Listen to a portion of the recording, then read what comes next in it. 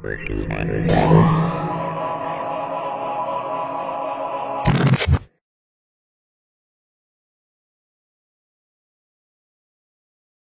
évidemment qu'on a accepté ces amendements. Je suis vraiment ravie ici qu'on ait pu voter à l'unanimité cette proposition de résolution en commission. Maintenant, il y a encore une dernière étape qui va être l'analyse du texte en plénière. Alors ici, on avait la NVA et le VAMS Belang qui n'étaient pas présents en commission. On ne sait pas ce qu'ils voteront, mais ici déjà en commission, de savoir que ça a été voté à l'unanimité, voilà, c'est une satisfaction. On agit à notre échelle, nous, en tant que parlementaires belges ici présents. Et donc voilà, on espère que d'autres initiatives pourront être mises en place et qu'on avancera également concrètement par rapport à cela. Je suis également ravie que maintenant le nouveau ministre des Affaires étrangères depuis hier, Maxime Prévost, a fait en sorte qu'au sein de l'accord de gouvernement fédéral figure stricto sensu le demande du retrait de l'offensive du M23 et des troupes rwandaises. Donc ça montre que voilà, il y a une volonté de vouloir agir avec des mesures concrètes là-dessus. On continuera de suivre la situation. Pensez-vous que le gouvernement suivra vos opinions? C'est marqué dans l'accord de gouvernement, donc ils sont un petit peu obligés de le faire. C'était dans ce sens-là que l'initiative a été insérée au sein de l'accord de gouvernement fédéral. Merci. Porter au travail parlementaire, au travail de la commission, et puis, comme vous l'avez remarqué, la proposition de résolution sur la situation à l'est du Congo vient d'être votée à l'unanimité. Cette proposition a été portée par les engagés, par Mme Gladys Kazadi. Et je tiens, évidemment, puisque tous nos collègues étaient là avec nous, dans un fonds de solidarité qu'il faut saluer, donc je passe la parole à mon ami M. Benjamin Dalle, qui va s'exprimer, et puis je vais peut-être rajouter 2 mots après. Je suis vraiment ravi que cette résolution ait été approuvée à l'unanimité. C'est une belle initiative de la part des collègues des engagés.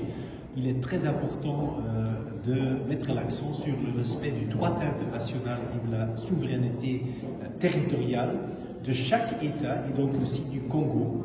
Et donc c'est un signal clair vis-à-vis des autorités rwandaises de cesser immédiatement des hostilités, sinon il y aura des sanctions. C'est ça ce que nous demandons, d'imposer immédiatement des sanctions, comme on l'a fait par exemple aussi par rapport à la Russie quand ils ont agressé l'Ukraine.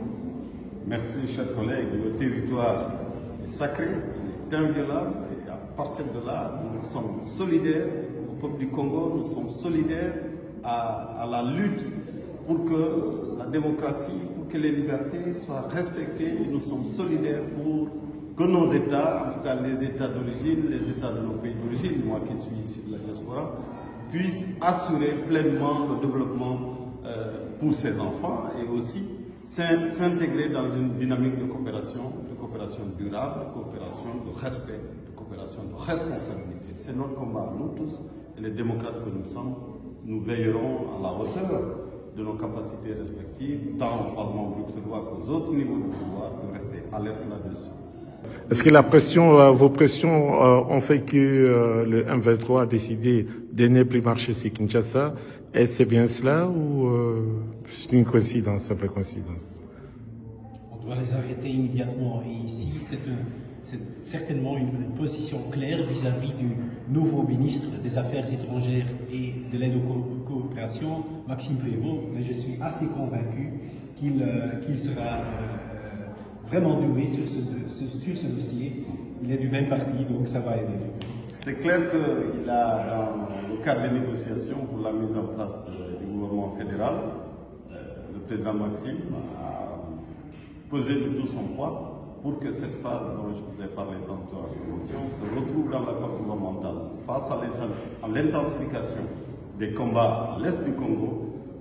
Impérativement, le M23 doit arrêter ses hostilités, le Rwanda doit quitter le sol congolais. C'est notre dynamique et évidemment, le travail parlementaire suit son cours, l'exécutif aussi suivra son chemin. Que direz-vous un petit mot au peuple congolais qui se trouve à l'Est, qui vous écoute, qui vous entendent? Quel est le message clé que vous pouvez leur adresser dans la souffrance là où ils sont? Nous sommes fondamentalement des humanistes, épris des valeurs humaines. Partout où il y a souffrance, nous la partageons. Et nous resterons debout le temps qu'il faudra pour alerter, attirer l'opinion, attirer les attentions là où les choses se passent mal.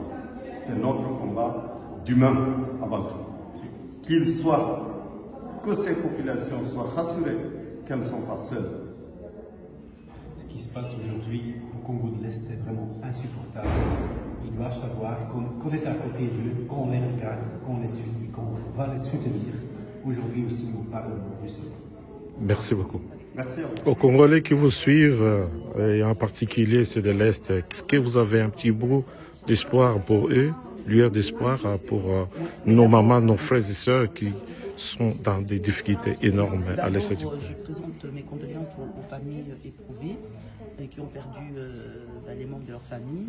Et oui, moi je suis optimiste de nature et donc je dis aux Congolais qui sont à l'Est de la RDC de tenir bon, de ne pas, comment dire, de ne pas flancher, mais vraiment de tenir parce que voilà, il n'y a qu'un territoire, il n'y a qu'un pays, c'est leur sol, c'est leur territoire. Ils ne peuvent pas le laisser aux terroristes, aux pilleurs et aux sanguinaires de Paul Kagame. Donc ils doivent continuer à se battre, à être debout et à faire barrage à tous ces rebelles, à tous ces envahisseurs.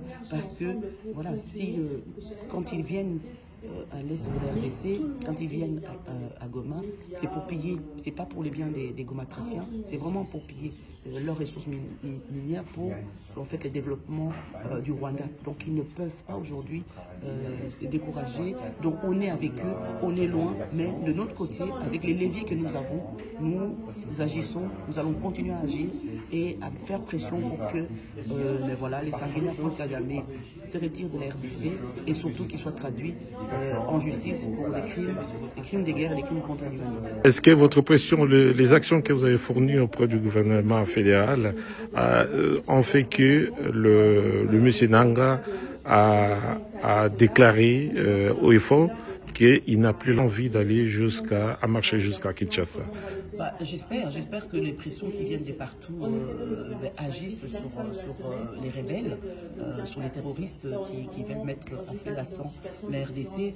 Tant mieux si c'est ce qu'il a déclaré. Oui, c'est sûrement la pression, non seulement des autorités belges, mais je pense aussi de l'Union européenne et de la communauté internationale, qui fait qu'aujourd'hui, il n'y a personne qui a envie de soutenir en fait, cette aventure meurtrière voilà, des rebelles, soit du M23, de l'Alliance Fleuve Congo, soutenue par le Rwanda.